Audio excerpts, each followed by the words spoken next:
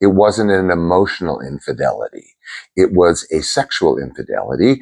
And, as some of us have surmised, and certainly will in my next book, my third book, in graphic, or I don't want to say in detail, that there was a very clear distinction between any sort of emotional investment and any kind of sexual dalliances. It just did not equate to me as being unfaithful.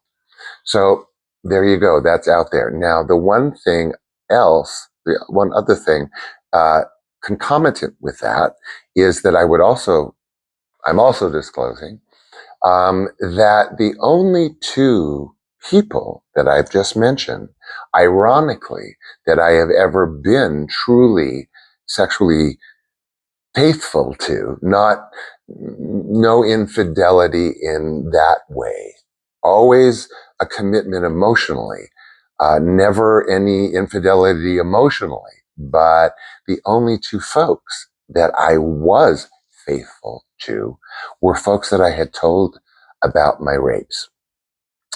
My first girlfriend knew that I was seeing this 31-year-old at 14. John was aware behind closed doors of my situation, not in graphic detail of any kind.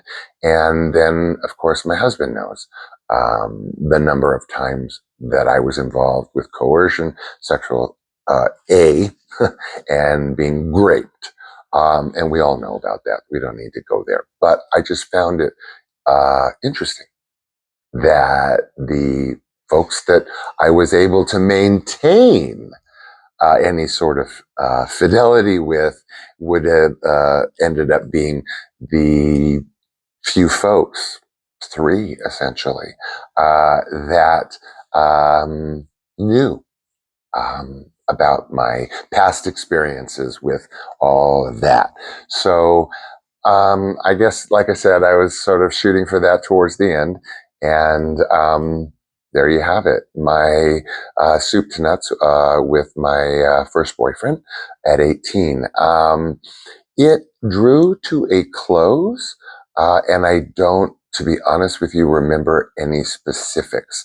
My guess is, knowing me, that I just sort of let it go. I wasn't, of course, in the habit of that yet because I hadn't started dating. This was the first time that I had ever been in any formal relationship of any kind at 18. So I really didn't know what the hell I was doing, as many of us did not know what the hell we were doing. And it was certainly not my first. If you don't count all of the violations, at 14, actually, my first was my girlfriend in ninth grade. There you go. That's how I lost the big V. If you don't count the essays, was with my girlfriend. Not that it matters, talk about neither here nor there. So anyway, and then, all that love at first sight stuff that we have gotten into in other shows to follow that period of time. So there you have it.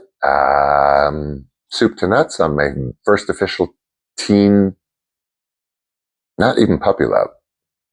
We were like boyfriends, but not a lot of PDA. Wasn't into that. Never was really into PDA as an affectionate kind of guy that I am. PDA, always my knee jerk to PDA was not really uptight, just automatically internally uncomfortable. And some of that could have to do with my ASD. I don't know. Who knows?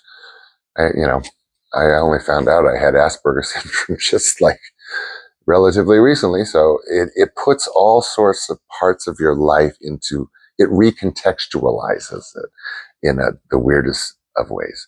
But anyway, so until tomorrow, which will hold for us roughly the same lineup, I want you to take good care of yourself, take good care of those around you, and don't forget, in the meantime, I love you. Bye. Mike?